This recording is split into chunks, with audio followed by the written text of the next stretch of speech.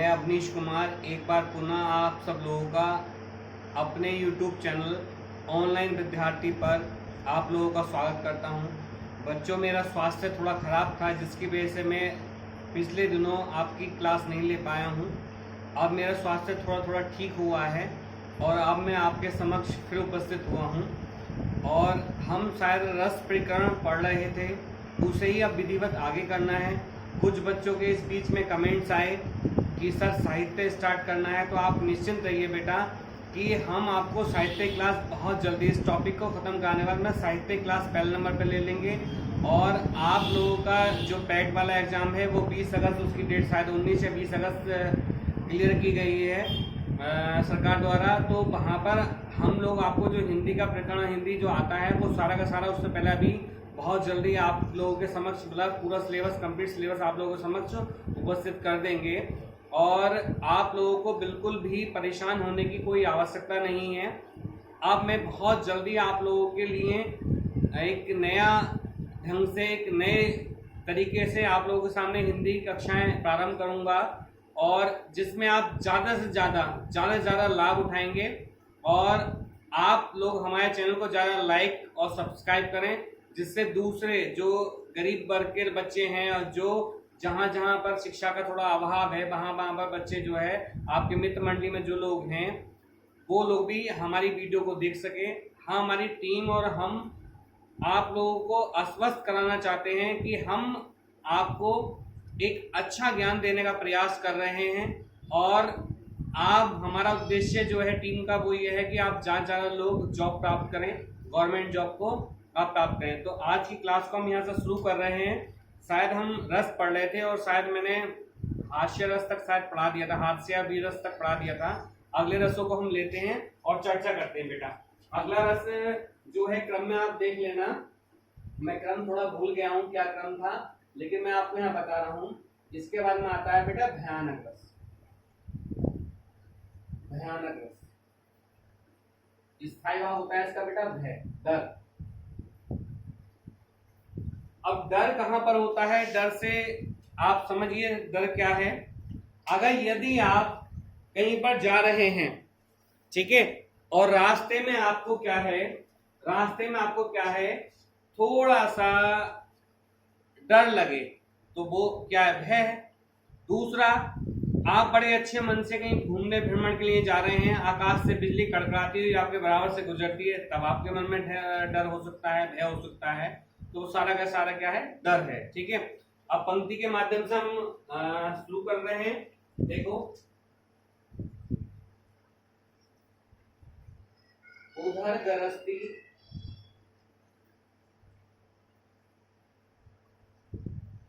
सिंधु लहरियां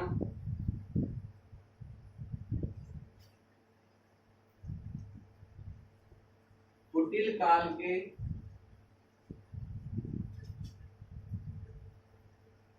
जालों सी चली आ रही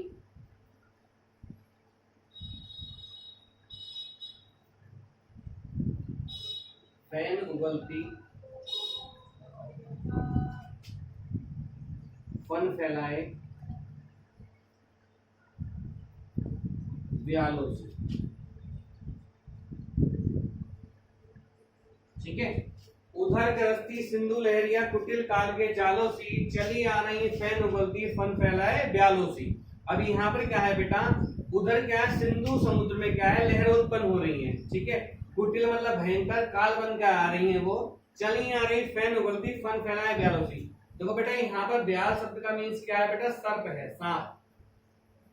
आपने देखा होगा फिल्मों मूवी में सांप होता है, और सांप जो है क्या है? फन फैलाए आ रहा है, बड़ी विचित्र दशा में आ रहा है। और बहुत से सांप तो जो है आग भी निकाल देते हैं, आपने देखा होगा। लेकिन वास्तविकता उससे अनभिज्ञ है, वास्तविकता अनभिज्ञ है वो चीज। लेकिन क्या है यहाँ पर भाव वही है कि उधर गरजती सिंधु लहरिया कुटिल काल के जालों से चली आ रही फैन उगलती, फैन मतलब हवाएं से फैन उगलती फन फैलाए ब्यालों सी। ठीक है, तो यहाँ पे देखो फैन शब्द प्रयोग किया है। ये बेटा साहित्य का थोड़ा यहाँ पे देख लेना है। यहाँ पर ये फैन शब्द जो है अंग्रेजी भाषा का शब्द है यहाँ पर। ठीक है, और ये जो शब्द प्रयोग हो गया तो ये बन गई यहाँ पर बेटा फैंटेसी भाषा। क्या बन गई बेटा? फैंटेसी भाषा। और फैंटेसी भाषा का जो जनक कहा जाता है, जिसने प्रयोग किया है, वो कहे जाते हैं बेटा गजानन माधव मुक्तिबोध। गजानन माधव मुक्तिबोध, ये फैंटेसी भाषा के जनक कहे जाते हैं हिंदी साहित्य में। ठीक है, इसे फैंटेसी का कवि भी कहा जाता है। ठीक है, या मूर्ख का कवि भी कहा जाता है इसको, गजानन माधव मुक्तिबोध को। ठीक है बेटा, तो यहाँ पर एक भयानक रस हो गया, भयानक रस हो गया। नोट करिए आप लोग इसको जल्दी से, भयानक रस को नोट करिए, नोट करिए बेटा भयानक रस को, भयानक रस को नोट करिए। अगला है बेटा, अगला रस है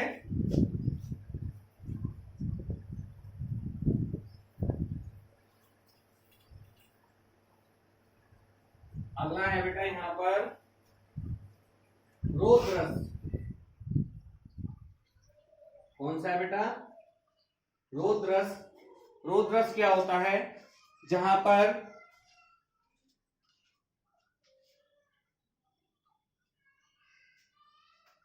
रोद रस,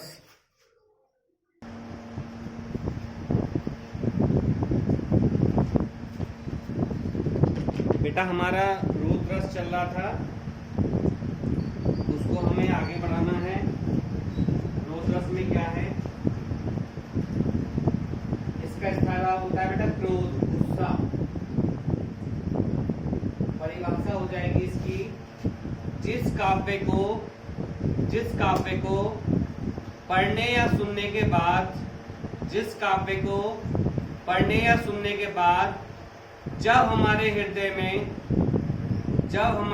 में क्रोध नामक स्थायी भाव जागृत होता है, क्रोध नामक स्थायी भाव जागृत होता है, तो वहां पर रोद रस होता है। कौन सा रस होता है बेटा?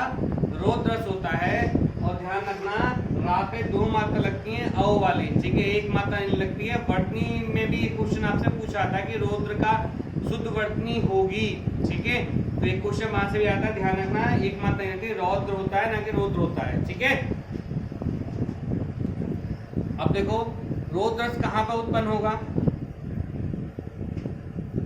जहां पर अपने प्रियजन के प्रति अन्याय, अत्याचार, ठीक है, ऐसे भाव कहीं पर उत्पन्न होते हैं, तो वहां पर रोद रस होता है। जैसे बेटा फॉर एग्जाम्पल बात करें हम,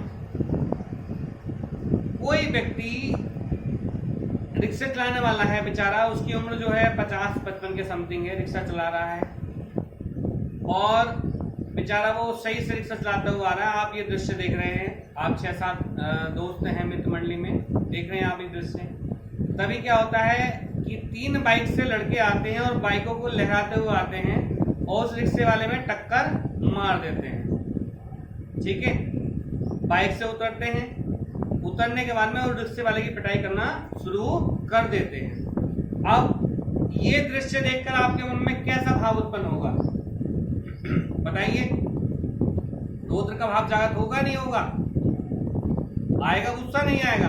तो यहाँ पर क्या होता है बेटा? हमारा रोद रस होता है। कौन सा होता है बेटा? रोद रस होता है हमारा। ठीक है, उदाहरण देखिए, सॉरी, उदाहरण देखिए,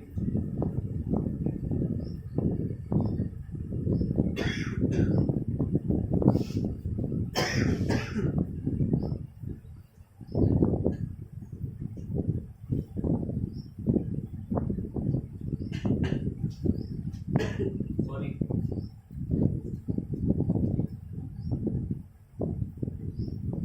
उस काल मारे क्रोध के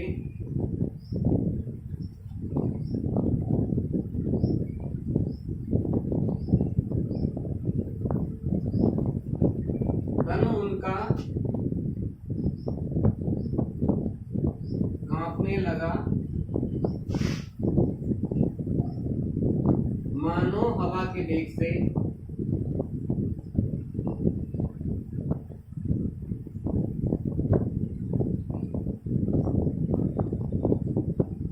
सोता हुआ सागर जगा। उस काल हमारे क्रोध के तन उनका कांपने लगा, मानो हवा के वेग से सोता हुआ सागर जगा। उस काल मतलब उस समय में, क्रोध मतलब गुस्से के, तन मतलब शरीर का कांपने लगा। किसका? अर्जुन का। किसका? अर्जुन का। अब देखो बेटा यहाँ पर समझो, अर्जुन के पुत्र थे अभिमन्यु। कौन थे बेटा? अभिमन्यु। जब ये रण क्षेत्र में महाभारत के युद्ध में थे तो ये अन्याय के द्वारा मारे गए थे। ठीक है, क्यों? क्योंकि आपने देखा होगा कि उस समय में क्या होता था, उस समय में कि उस समय बेटा क्या होता था कि युद्ध का एक नियम था कि कोई भी नियत व्यक्ति के साथ में युद्ध नहीं करेगा। रथारूढ़ नहीं है, रथ पर आरूढ़ विराजमान नहीं है, तब उसके साथ में युद्ध नहीं किया जाएगा। लेकिन आप देखते हैं दृश्य में, गीता सार कहीं पे लिखा हुआ देखा हुआ आपने, तो वहां पर क्या है कि अभिमन्यु एक रथ का पहिया उठाए हुए हाथ में है और वहां पर उनके हाथ में कोई अस्त्र वगैरह नहीं है, तलवार या तीर भाला वगैरह इस टाइप का कुछ नहीं है। तो आप देखते हैं कि वहां पर क्या है कि वो युद्ध के नियम के विपरीत था। ठीक है, और वहां पर क्या है कि वो चक्रव्यूह में फंसाए जाते हैं और फंसाने के बाद में फिर क्या होता है, वो वहां पर वीर गति को प्राप्त होते हैं। जब शाम के समय, शाम के पहर में अर्जुन वापस लौट कर आते हैं तो वो क्या बातें हैं कि उनका पुत्र अभिमन्यु वहां पर वीर गति को प्राप्त हो गया। तो उन्हें बड़ा दुख, क्रोध हुआ, गुस्सा आया और वो तिलमिला जाते हैं, गुस्से में, क्रोध में बिल्कुल झलझला जाते हैं। और वहां पर कहते हैं कि उस काल, साहित्य में कहा गया कि उस काल मारे क्रोध के तन मतलब शरीर उनका कांपने लगा, मानो हवा के वेग से, मतलब माना गया, कल्पना की जा रही है यहाँ पर, उत्प्रेक्षा अलंकार है कि मानो हवा के वेग से सोता हुआ सागर जगा। ऐसा लगा कि सोते हुए सागर में भी हिल्लोरें, लहरें उत्पन्न होने लगी। तो यहाँ पर क्या है बेटा, हमारा क्रोध रस है, क्रोध है, ठीक है, अन्याय है, अत्याचार का भाव समावेश है। तो यहाँ पर क्या है बेटा, आपका क्रोध रस है। ठीक है, इसको और विस्तृत अगर आपको समझना है तो मैं आज थोड़ा सा यहाँ पर आपको बता दूं, साहित्य से भी थोड़ा सा रूबरू करा दूं आज आपको। देखो मैं यहाँ बता दूं आपको,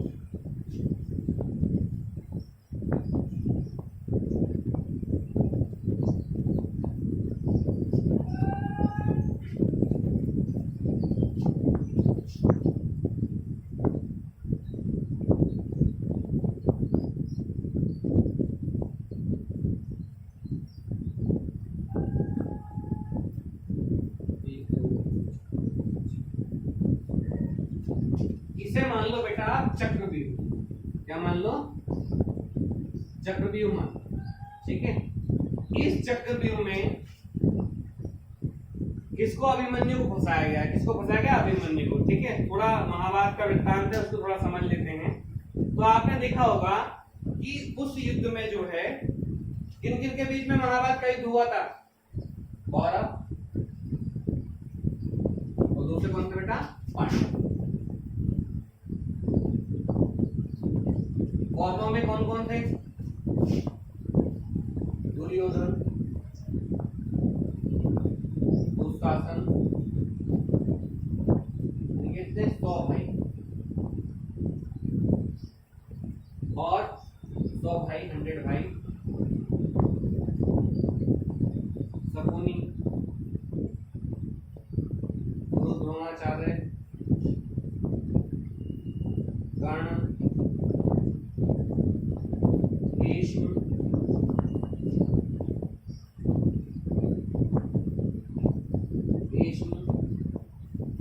दोनों का पुत्र अश्वत्थामा। ठीक है, इनका पुत्र है। और यहाँ पर जो है श्री कृष्ण की अक्षोणी सेना,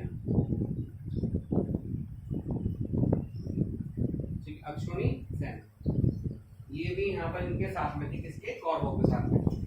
पांडवों के साथ में कौन कौन थे?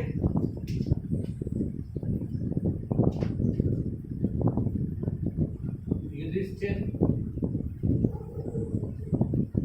भीम, अर्जुन, अर्जुन का पुत्र अभिमन्यु, नकुल, सहदेव,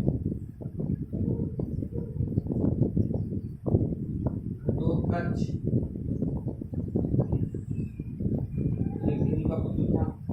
घटोत्कच और श्री कृष्ण। ठीक है,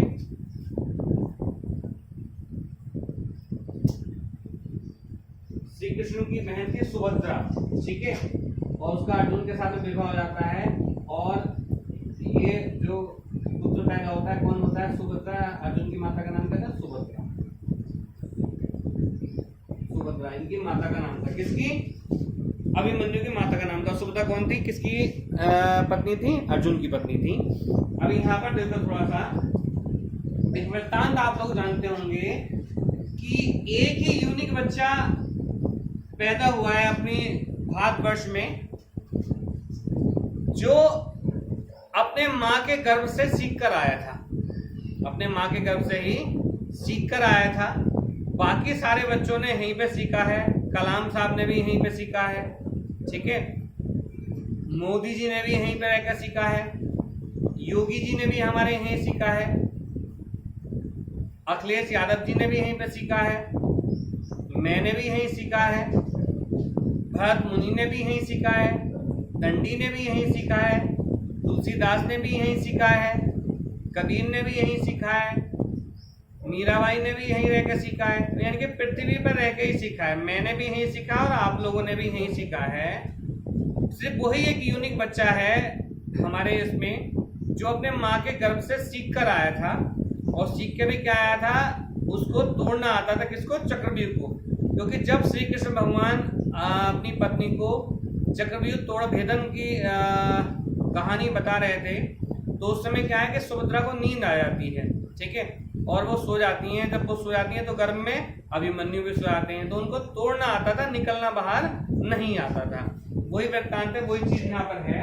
तो एक चक्रव्यूह को रचना की गई, और इस युद्ध में क्या था? इस चक्रव्यूह की रचना करने का उद्देश्य क्या था कि इधर ये कौरवों के जो है ना बहुत सारे भाइयों को जो है भीम के द्वारा, अर्जुन के द्वारा मारा जा चुका था।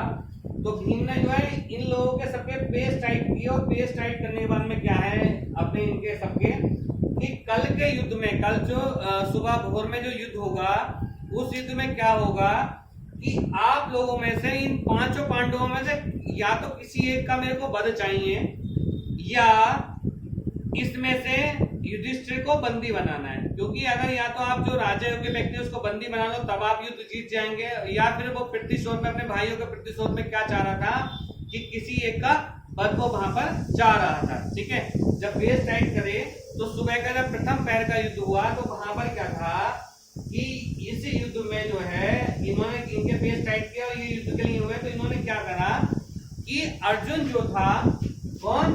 अर्जुन बेटा, कौन? अर्जुन के साथ में युद्ध करने के लिए इन्होंने अश्वत्थामा को भेज दिया। किसको भेज दिया?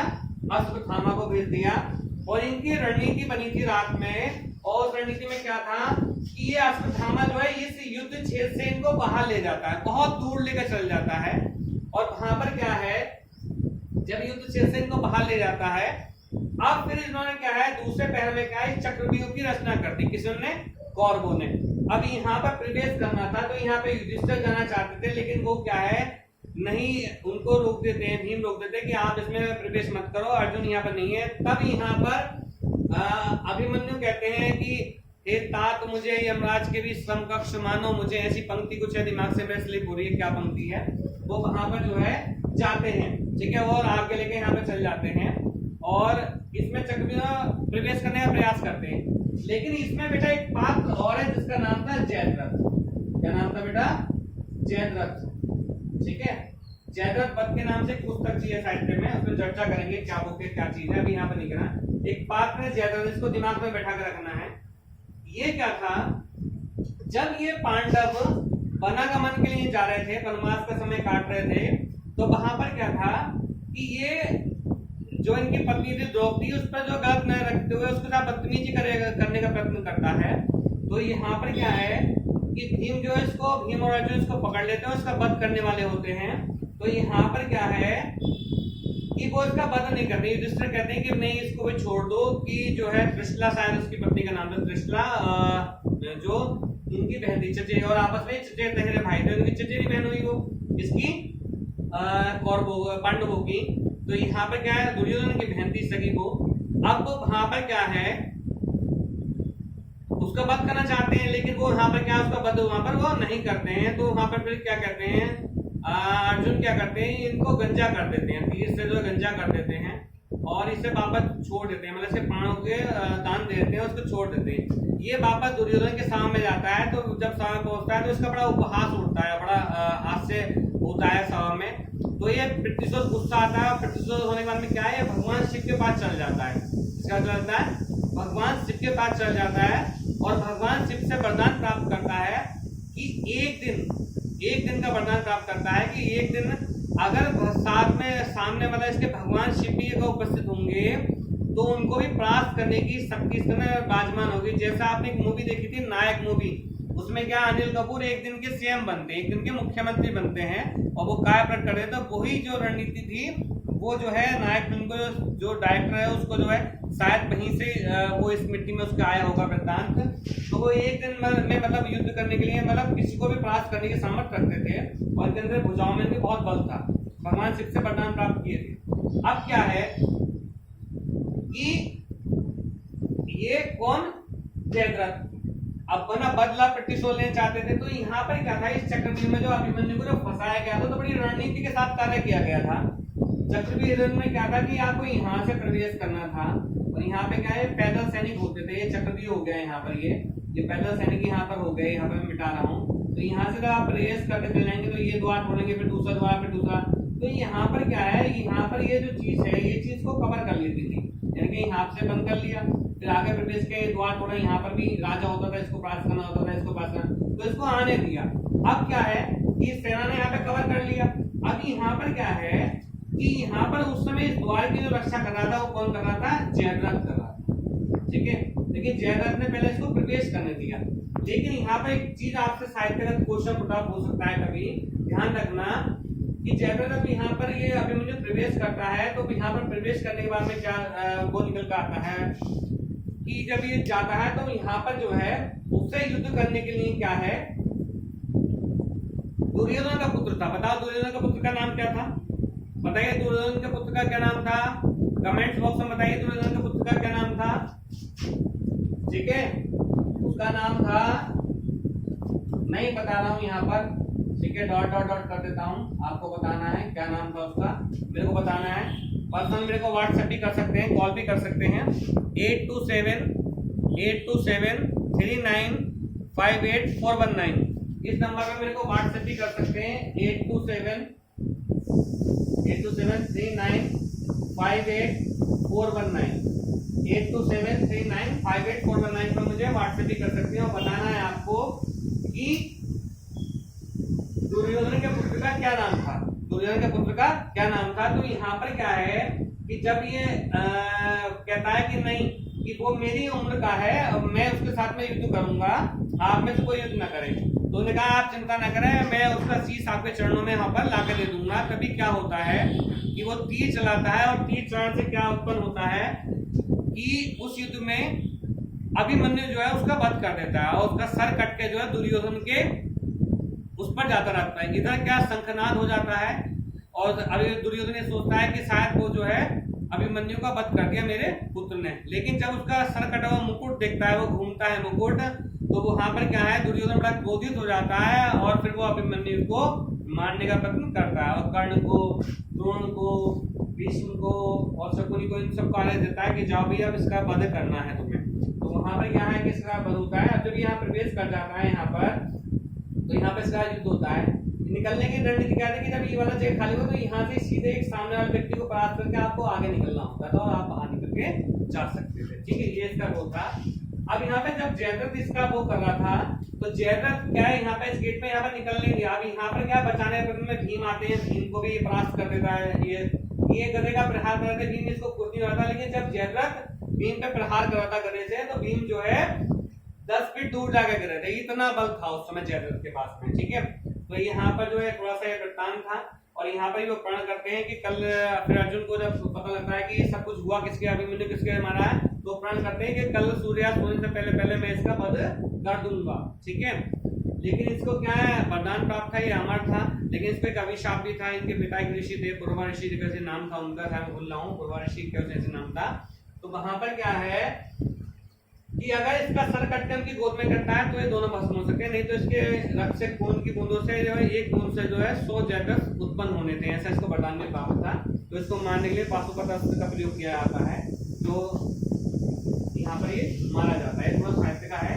कभी जब साहित्य क्लास होगी तब वहाँ पे डीपली आपको मैं यहाँ पर ज्ञान कराऊंगा। तो पंक्ति दी उस काल मारेगा, उस काल मतलब समय में क्रोध मतलब गुस्से के तन उनका कांप मिला के इसका अर्जुन का मानो हवा के वेग से सोता हुआ सागर चला। ठीक है, हमारी बात सुन बेटा, आगे बढ़ो।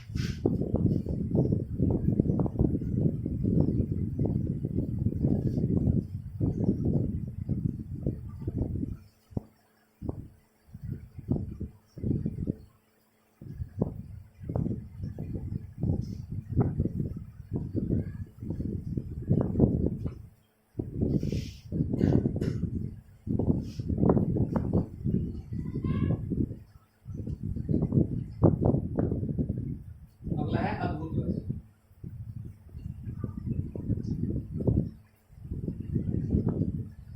इसका होता है इसका विश्व में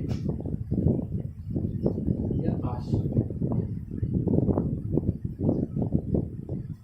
जिस काव्य को पढ़ने या सुनने के बाद जब हमारे हृदय में अद्भुत या विस्मय नामक स्थायी भाव जागृत होता है, तो वहां पर क्या होता है बेटा, हमारा क्या होता है, हमारा क्या होता है, हमारा अद्भुत रस होता है। ठीक है, अद्भुत रस होता है, वहां पर अद्भुत रस होता है।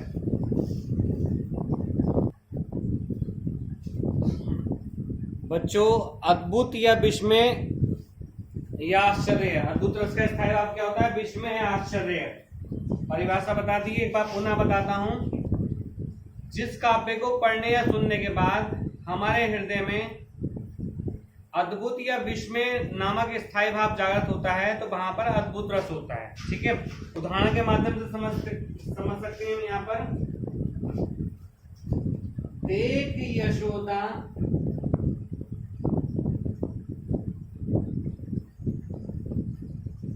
शिशु मुख सकल विश्व की माया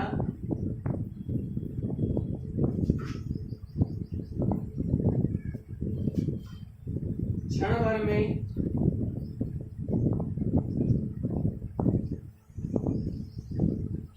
हुई अचेतन, हिल ना सकी काया, हिल ना सकी काया, क्षण भर में हुई अचेतन, हिल ना सकी काया। देखो यहाँ समझो क्या है। एक बार क्या श्री कृष्ण भगवान जो है मिट्टी खा लेते हैं। जब उनकी माँ यशोदा जी उनसे मुंह खुलवाने का प्रयत्न करती हैं, तो वहां पर क्या देखती हैं कि उनके मुख में जो सारा ब्रह्मांड, सारी सृष्टि यहाँ पर दिखाई दे जाती है और वो आश्चर्यचकित हो जाती हैं। और उनके मुख में क्या है, सारा गोकुल, वृंदावन, मथुरा, पृथ्वी घूमती हुई, ठीक है, पहाड़, नदी, ठीक है, मुरादाबाद, लखनऊ, आगरा, दिल्ली, सब स्थान मतलब वहां पर उपस्थित होता हुआ दिखाई दिया। आज से व्यंग्य थोड़ा सा। तो यहाँ पे क्या अद्भुत और विचित्र बात है, देखते हैं थोड़ा सा कि देख यशोदा शिशु मुख, शिशु मतलब अपने मुख में, सकल मतलब होता है संपूर्ण, सकल का मीन्स क्या होता है बेटा, संपूर्ण, विश्व का मतलब है बेटा ब्रह्मांड, ब्रह्मांड, ठीक है। एक यशोदा शिशु मुख सकल विश्व की माया पल भर में हुई अचेतन। चेतन शब्द का अपोजिट है अचेतन। चेतन होती है जागृत अवस्था, अचेतन होती है मूर्छा की अवस्था। हिल ना सकी काया, और मूर्छित होकर घाव पे वो गिर जाती है। तो यहाँ पे क्या है बेटा, अद्भुत रस है, ठीक है, अद्भुत रस है।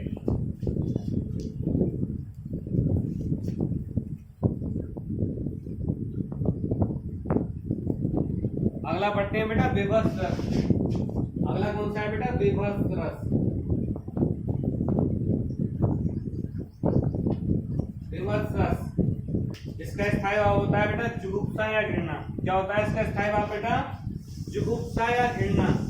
क्या होता है, जुगुप्सा या घृणा। क्या होता है स्थायी भाव बेटा, जुगुप्सा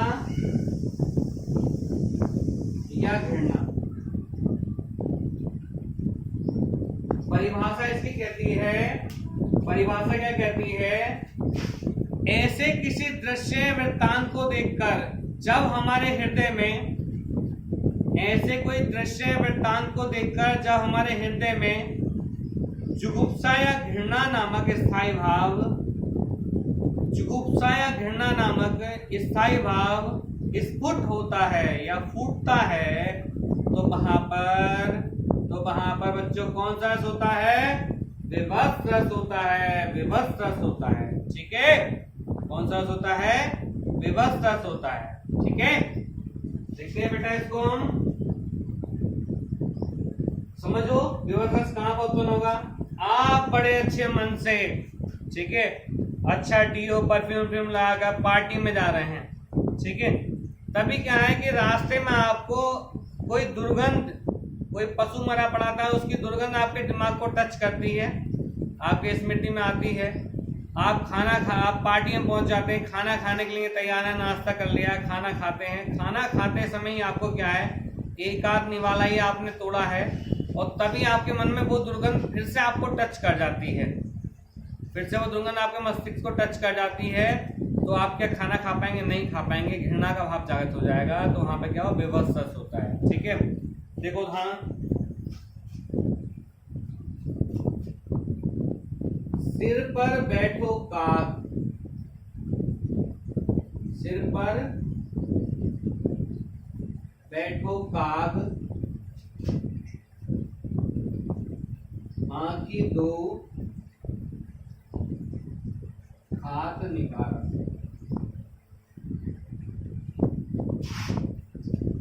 खींचत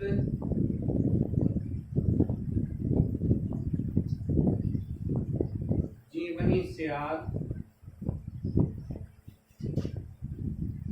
अति उर आनंद,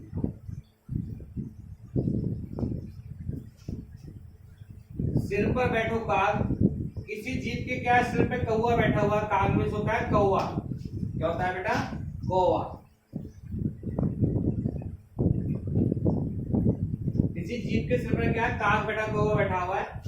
आंखें दो खाद निकाल, मतलब आंखें वो अपनी चोंच से निकाल निकाल के खा रहा है, क्या दृश्य होगा, आंखें दो खाद निकाल, खींचत जीव चार, और सियार क्या है, भेड़िया क्या है, उसकी जो है आंखें जो है खींचत जीव चार, और सियार क्या है, उसकी जो है जीभ खींच रहा है अपने दांतों से।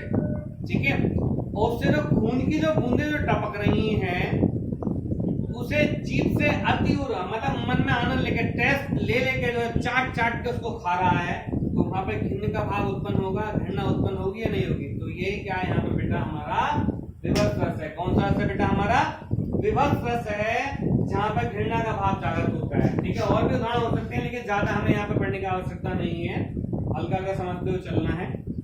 ठीक है, वहां पे क्या होगा, विभत्स रस होगा। चलो आप लोगों का मूड फ्रेश कर देता हूँ थोड़ा सा।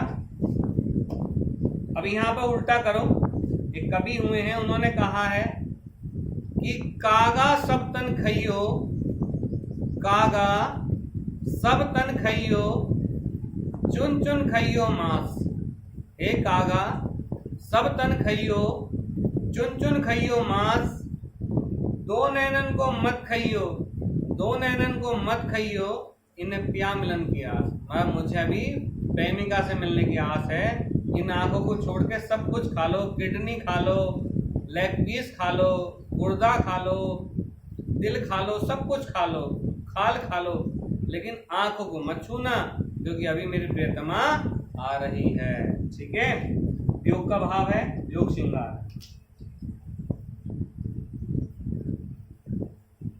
अगला पढ़ते हैं बेटा इसी क्रम में, शांत रस।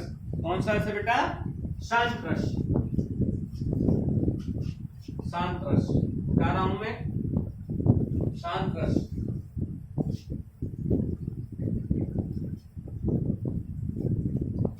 शांत रस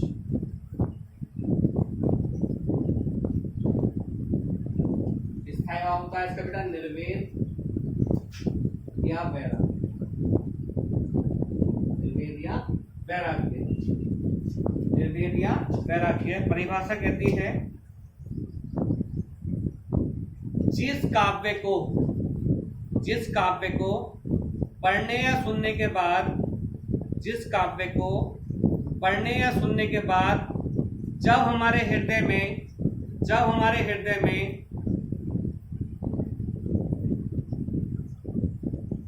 निर्वेद या वैराग्य नामक स्थायी भाव जागृत होता है, तो वहां पर शांत रस होता है। कौन सा रस होता है बेटा? शांत रस होता है। अब पंक्ति देख लेते हैं थोड़ा सा।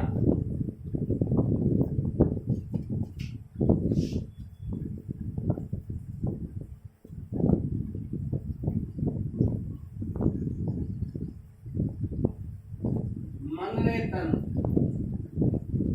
कागज का पुतला,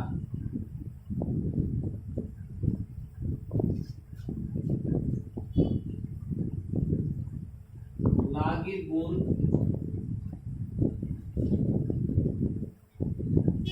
बिनसी जाए, छिन में गरब करे,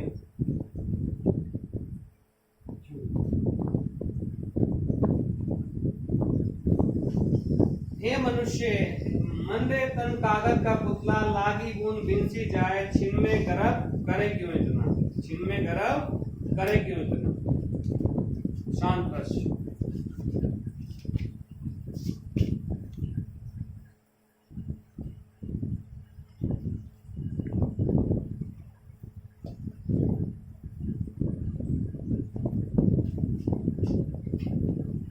दूसरा हो सकता है मेरा मन अनंत सुख कहाँ पावे, जैसे उड़ी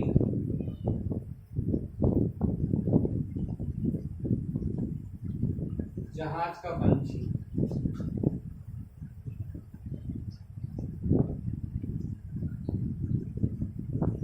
पुनी पुनी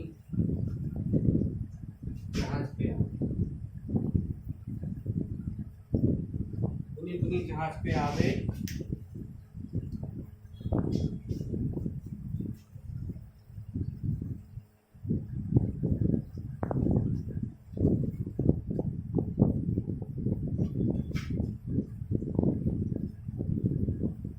सूरदास प्रभु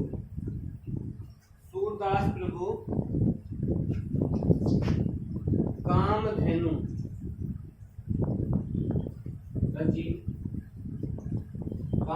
तजी छेरी कौन दोहा पे,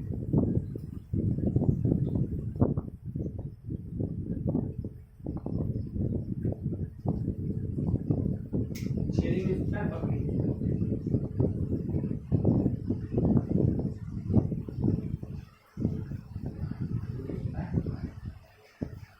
देखो मन रे तन कागज का पुतला, हे मनुष्य तेरा तन क्या है? कागज के पुतले की भांति है। लागी बूंद बिनसी जाए, छिन में गरब करे के उतना। देखो समझो यहाँ पर बेटा, ये बताओ आप लोगों ने बचपन में कागज की नावें किस किसने बनाई हैं? सभी ने बनाई होंगी कागज की नावें। कल्पना करो, इमेजिन करो, सोचो, मनन करो। जब आप लोगों ने कागज की नावें बनाई होंगी तो गणित के पेपर की कैसी ने नहीं बनाई होगी, हिंदी के कॉपी से बनाई होगी। तो गणित के पेपर लाइनिंग चौकोर बॉक्स होते हैं तो वहाँ पर अच्छा नहीं बन पाती है उसकी। तो आप लोगों ने देखा होगा कि हिंदी के पेपर से बनाई होगी, पेपर पीछे से फाड़ा लेकिन आगे से पेपर निकल के आ जाता था, तो पीछे से पेपर फाड़ते थे हम।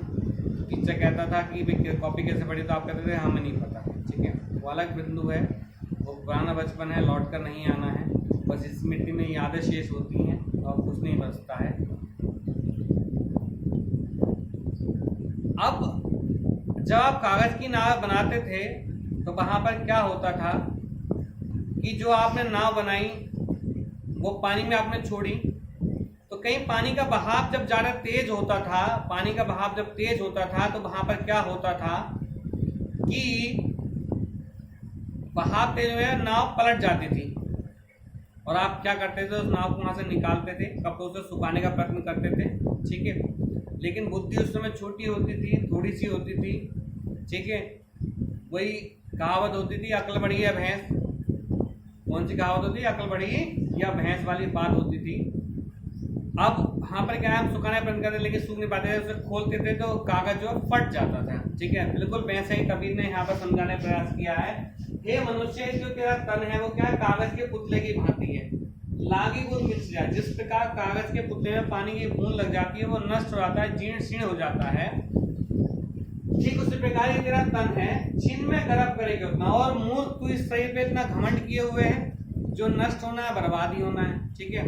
मरना बेटा अमिताभ बच्चन जी को भी है, शाहरुख खान जी मरेंगे, आलिया भट्ट भी मरेंगी, मोदी जी मरेंगे, योगी जी मरेंगे, मैं भी मरूंगा, तुम भी मरोगे, सब जो जो इस सृष्टि पे जन्मा है उसका मृत्यु निश्चित है, ये वास्तविक सत्य है। उसमें कोई भी व्यक्ति कुछ नहीं कर सकता है, सिर्फ थोड़ी बहुत उम्र भी बढ़ सकती है। रामदेव जी मरेंगे, बच्चा कह रहा है कि सर जी रामदेव मरेंगे नहीं मरेंगे, बेटा वो भी मरेंगे। अभी बीमार हुए थे, उन्होंने भी आईसीयू का सहारा लिया है, ठीक है, आईसीयू का सहारा लिया है, उनकी भी देसी दवाएं काम नहीं करी वहां पर, वो अलग बिंदु है, क्योंकि हर जगह देसी दवाई काम नहीं करती है, कभी कभी जो है अंग्रेजी दवाई का भी सहारा लेना पड़ता है, ऑक्सीजन की जरूरत है, तो वहाँ पर उनकी जो है कोरोनिल दवा काम नहीं करी और वहाँ पर जो है उनमें जो है वो लेना पड़ा, ठीक है। कोरोना वायरस चल रहा है, ऑक्सीजन की समय सबसे जरूरत रही है और आप लोग जानते भी हैं इस बात पे, ठीक है।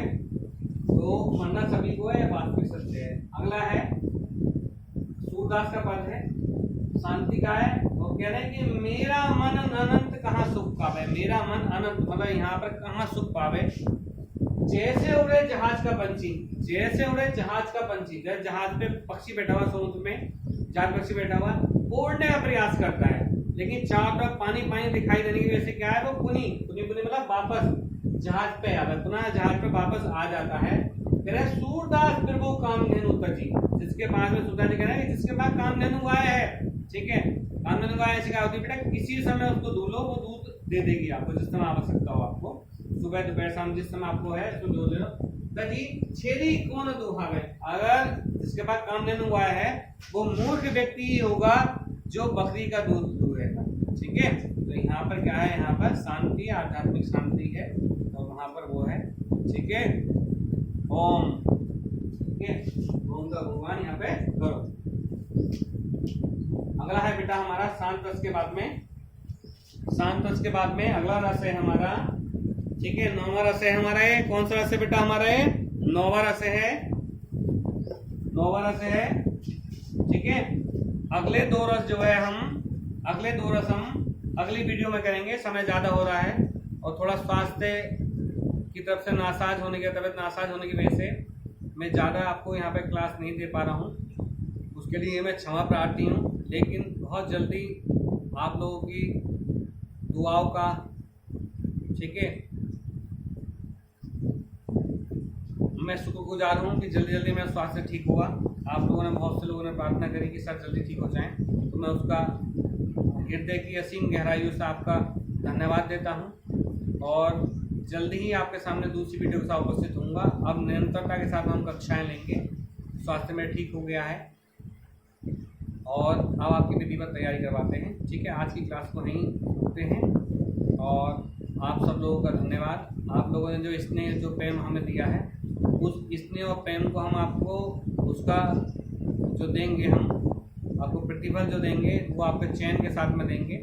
और ऐसा हमारी टीम का और हमारा मोटो है कि हम ज़्यादा से ज़्यादा आपको चयन यहाँ पर देंगे। सरल भाषा में आपसे बात कर रहे हैं, जो चीज़ पढ़ा रहे हैं आपकी स्मृति में छपती चली जा रही होगी, ऐसी आशा है। और आप लोग जो चीज़ पढ़ रहे हैं उसको एक बार रिवाइज करते हुए चलें। सरकार कब परीक्षा करा दे कुछ नहीं पता है, इसलिए आप जो अपनी साम दाम दंड भेद नीति को पालन करते हुए आप अपनी तैयारी को पुरजोर तरीके से रखें अपने इसमें, और नियमितता अपने जीवन में लेकर आएँ। नियमितता अगर आपके जीवन में होगी तो आप सफलता की बुलंदियों को छूओगे, ठीक है। इसी के साथ मैं अपनी वाणी को यहीं विराम देता हूँ। नमस्कार।